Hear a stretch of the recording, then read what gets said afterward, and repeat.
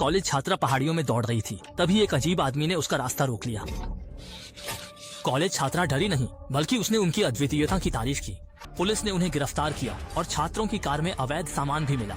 जंगल में छिपे तीनों भाई बूढ़े के आदेश के बिना हिलने की हिम्मत नहीं कर सके। जब शेरिफ उन्हें ले गया तो एक पुलिस अधिकारी को अकेले छोड़ दिया गया, जिससे 3 शैतानों को खुशी हुई। वॉकी टॉकी से ही संपर्क कर सकता था, लेकिन शेरिफ को अंदाजा नहीं था कि उसके अधीनस्थ बाहर लड़कियों के साथ मौज मस्ती कर रहे थे, अपनी जिम्मेदारियों को पूरी तरह से भूलकर। जूनियर एंजेला है, जवाब दो। माइक, केविन, तुम लोग बाहर। लगता है तुम पूरी तरह अकेली हो, बेवकूफ औरत। ने अपने प्रेमी जैक से जेल में मिलने का फैसला किया और अपने डोडेनम का स्वाद भी चखा। कर्ली ने जैक से मिलने का फैसला किया। जब वह चौराहे से गुजर रहा था, उसे पता नहीं चला कि केली को पागल नंबर 3 ने मार डाला है। पुलिस स्टेशन पहुंचने पर उसे पता चला कि केली वहां कभी नहीं आई थी।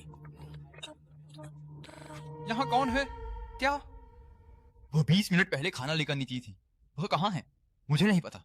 सोचा था यहाँ आई होगी, पर शायद होटल लौट गई। जब सब उलझन में थे, तभी बूढ़े ने धमकी दी कि कोई भी नहीं बचेगा। पुलिस प्रमुख ने कर्ली को वापस भेजना चाहा, पर अनजाने डर से उसने अपने दोस्त की रक्षा के लिए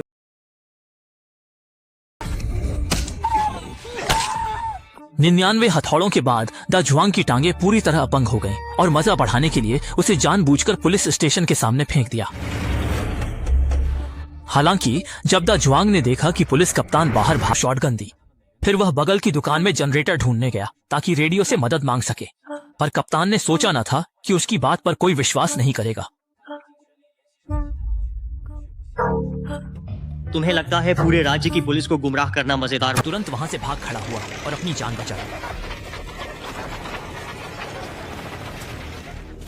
इस समय जैक जैसे कटे हुए तिनके की तरह हर पल डर और चुनौती का सामना कर रहा था।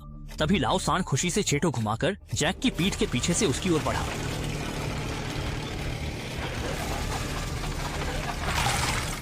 लेकिन इससे भी बुरा यह था कि जवान माओ मांस के गूदे में बदल गया। उसका कोई निशान नहीं बचा।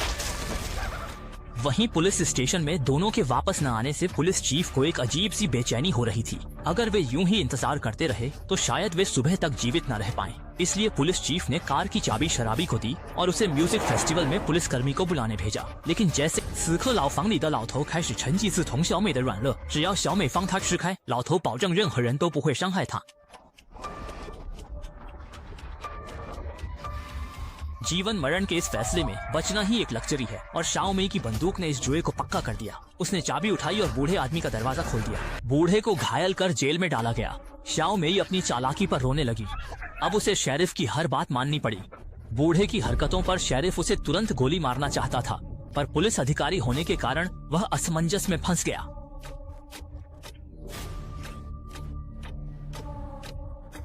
इस बार शेरिफ को फैसला लेना पड़ा। आदमी की लगातार डराने वाली बातों से शाओ मेई अपनी भावनाओं को नियंत्रित नहीं कर पाई और अकेले ही पुलिस स्टेशन से बाहर चली गई। बूढ़े आदमी को 3 भाइयों ने बचा लिया और उन्होंने न केवल पूरे पुलिस स्टेशन में पेट्रोल छिड़क दिया, बल्कि शेरिफ को भी बांध दिया।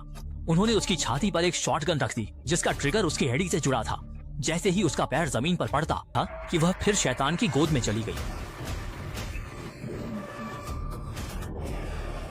आज की कहानी यहीं खत्म होती है। देखने के लिए धन्यवाद। अगली बार मिलते हैं।